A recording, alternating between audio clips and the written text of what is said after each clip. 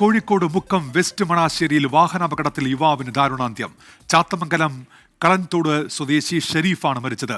റോഡരികിൽ ബൈക്ക് നിർത്തി ഫോണിൽ സംസാരിക്കുന്നതിനിടെ കാറിടിച്ച് തെറിപ്പിക്കുകയായിരുന്നു. അപകടത്തിന്റെ CCTV ദൃശ്യങ്ങൾ 24-ന് ലഭിച്ചു. ദൃശ്യങ്ങളിലേക്ക് ആദ്യം.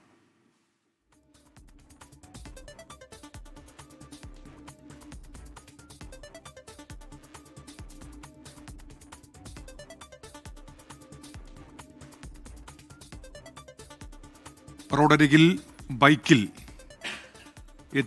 നിൽക്കുകയായിരുന്നു യുവാവ്. അതിനിടയിലാണ് കാർ ഇടിച്ചു തെറിപ്പിക്കുന്നത്. രാഹുൽ സുരേഷ് ചേരുന്ന വിവരങ്ങളുമായി ഇപ്പോൾ കോഴിക്കോട് നിന്ന്.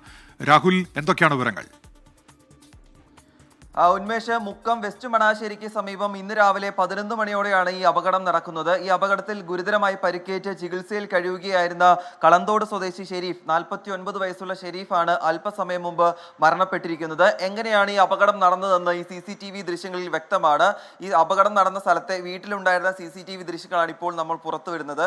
ഇതിൽ നിന്ന് നമ്മൾ മനസ്സിലാക്കുന്നതനുസരിച്ച് ഷെരീഫ് ഒരു ബൈക്കിൽ റോഡരികിൽ നിൽക്കുകയായിരുന്നു. അതായത് ഇടത് സൈഡിനോട് ചേർന്ന് ബൈക്ക് പാർക്ക് ചെയ്ത ശേഷം ആ ബൈക്കിൽ ഇരുന്നു കൊണ്ട് ഫോണിൽ സംസാരിക്കുകയായിരുന്നു. ആ സമയത്താണ് കോഴിക്കോട് ഭാഗത്തു നിന്നും വരുന്ന ഒരു സ്വിഫ്റ്റ് കാറ് ഈ ഷെരീഫിനെയും അതോടൊപ്പം തന്നെ ഈ ബൈക്കിനെയും ഇടിച്ചു തെറിപ്പിക്കുന്നത്.